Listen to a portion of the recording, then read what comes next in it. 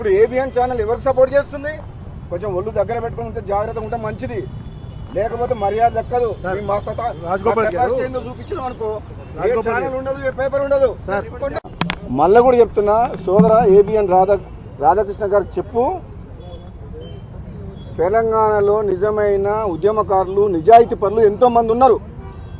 ఇతర పార్టీల నుంచి వచ్చిన ఎంతోమంది వ్యక్తులు ఉన్నతమైన స్థానంలో ఉండొచ్చు.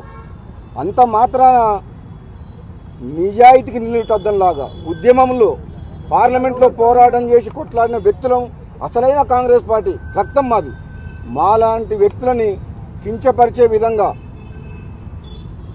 మాలాంటి వ్యక్తులను మా క్యారెక్టర్ని దెబ్బతీసే విధంగా కథనాలు వస్తే మాత్రం బాగుండదు అని చెప్పి హెచ్చరిస్తున్నారు.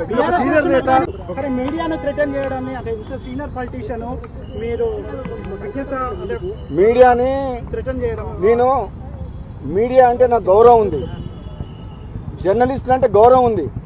కానీ మీడియా ముసుగులో తెలంగాణలో మాలాంటి రాజకీయ నాయకుల్ని కించపరిచే విధంగా, మా వ్యక్తిత్వాన్ని దెబ్బతీసే విధంగా ఏదైనా ఆంధ్ర మీడియా ఛానళ్ళు వాళ్ళ మీడియా ముసుగులో మమ్మల్ని బలహీనపరిచే విధంగా ప్రయత్నం చేస్తే మాత్రం మంచిది కాదు అని ఎవరికి చెప్తున్నా అంటే, ఎవరైతే చేస్తారో అందరికి చెప్పట్లేదు, అందరు మీడియా వాళ్ళు చెడ్డ వాళ్ళు అంటలేను. కానీ ఎవరెవరు చేస్తుండ్రు, కొందరు వ్యక్తుల గురించి పనిచేస్తారు వాళ్ళు, కొందరు వ్యక్తిని బలంగా తయారు చేసేందుకు నిజాయితీ పరులైన నాలాంటి వ్యక్తులను కూడా బలహీనపరిచే విధంగా కొన్ని ప్రయత్నాలు జరుగుతున్నాయని మన ఏబిఎన్ ఛానల్ స్టోరీ చూసిన తర్వాత నాకు అర్థమైంది. అందుకని చెప్తున్నా, చాలా కేర్ఫుల్గా ఉండండి. అలాంటి ఛానళ్ళు మాకు కావాలంటే 100 ఛానల్ పెట్టగల శక్తి మాకుంది.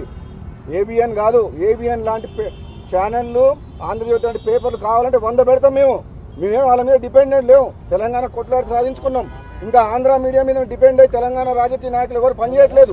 మాకు మీ సర్టిఫికేట్ మాకు మీ ఆంధ్ర మీడియా ఛానల్ మాకు సర్టిఫికేట్ కూడా చేయాల్సిన అవసరం లేదు. తెలంగాణ ఉద్యమం చేసి ఉద్యమం ఉన్న వాళ్ళ జోలికి ఎవరైనా వస్తే బాగుండదని చెప్తున్నా.